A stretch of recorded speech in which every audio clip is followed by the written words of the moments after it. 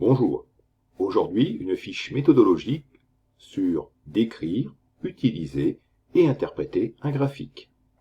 Qu'est-ce qu'un graphique? C'est une représentation qui relie des grandeurs entre elles. Généralement, un graphique comporte un titre. Il possède un axe horizontal orienté, appelé l'axe des abscisses. Il possède aussi un axe vertical orienté, appelé l'axe des ordonnées. L'intersection des deux axes est appelée l'origine du repère et les valeurs peuvent être 0, 0. Au bout de chaque axe, on peut indiquer la grandeur représentée et l'unité. Décrire un graphique, c'est un peu comme s'approcher d'un objet pour en percevoir des détails de plus en plus fins. On commencera donc par rappeler le titre du graphique et ensuite on va l'expliciter. C'est-à-dire que l'on va préciser, et on peut utiliser la phrase formatée suivante, la grandeur Y sur l'axe des ordonnées, exprimée en, et on précise l'unité, est représentée en fonction de la grandeur X sur l'axe des abscisses, exprimée en, et on précise l'unité. Ensuite, on va indiquer si le graphique possède des zones remarquables. C'est-à-dire que l'on va décortiquer les grandes tendances et en indiquant, si cela est possible, les bornes, c'est-à-dire en précisant la valeur initiale et la valeur finale. On pourra donc avoir les verbes suivants. La grandeur Y augmente de la valeur 1 à la valeur 2. Ensuite, elle peut diminuer de la valeur 2 à la valeur 3. Et enfin, la valeur Y demeure constante de la valeur 3 jusqu'à l'infini. Prenons par exemple ce graphique. On va donc dire, ce graphique représente la valeur Y en fonction de la valeur X. La valeur Y est exprimée en centimètres sur l'axe des ordonnées, et la valeur X est exprimée en centimètres sur l'axe des abscisses. On remarque deux zones particulières. Entre la valeur X égale moins 3 jusqu'à la valeur X égale 0, on remarque que la valeur Y diminue. Mais, entre la valeur 0 et la valeur 3, la valeur Y augmente. Voilà une description de ce graphique. Que veut dire utiliser un graphique? En fait, c'est savoir lire des valeurs sur l'axe vertical ou l'axe horizontal.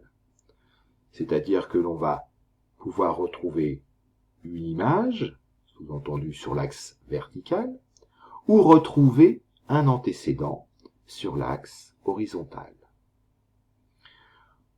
Donc tout d'abord, pour trouver une image sur l'axe horizontal, on part d'une valeur X, on va se déplacer verticalement pour rejoindre la courbe. Puis, on va projeter de manière horizontale sur l'axe vertical. Et on pourra lire la valeur Y liée à la valeur X. Inversement, si l'on souhaite retrouver un antécédent, c'est-à-dire la valeur qui se retrouve sur l'axe horizontal, eh bien, on va se donner sur l'axe vertical une certaine valeur Y. On va se déplacer horizontalement pour rejoindre la courbe. Et ensuite, on projettera verticalement sur l'axe horizontal. Si on souhaite connaître l'image de X, donc on part de la valeur X, on projette sur la courbe verticalement, puis on se déplace horizontalement et on lit sur l'axe la valeur y qui est l'image de x par cette fonction. Inversement, si on souhaite retrouver le ou les antécédents d'une certaine valeur y, eh bien, on part de y, on projette sur la courbe et là, on voit qu'il y a plusieurs possibilités. Donc, on y va un par un, on projette sur la courbe, puis verticalement, on trouve une première valeur antécédente de y. Mais on voit aussi que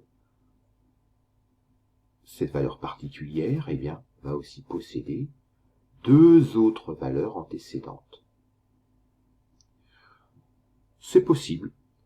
Parfois, lorsque la fonction est un peu particulière, on dit polynomiale, eh bien, on peut avoir soit plusieurs images ou plusieurs antécédents. Interpréter un graphique. Interpréter un graphique, ce n'est pas le décrire. Interpréter un graphique, c'est en fait chercher à expliquer les variations en formulant des hypothèses. Parfois, la courbe peut être simple. Elle peut avoir une forme particulière. Alors, on pourra la modéliser par une fonction mathématique. Un exemple simple au collège, si une courbe est une droite qui passe par l'origine du repère, alors on sait que l'on est dans une situation de proportionnalité. C'est le cas le plus simple. Premier exemple, évolution de la vitesse en fonction du temps. On voit qu'il y a deux zones, une première et une deuxième. On part d'une observation et on en fait une déduction. Donc on peut utiliser, pour interpréter le graphique, on peut utiliser ces deux verbes.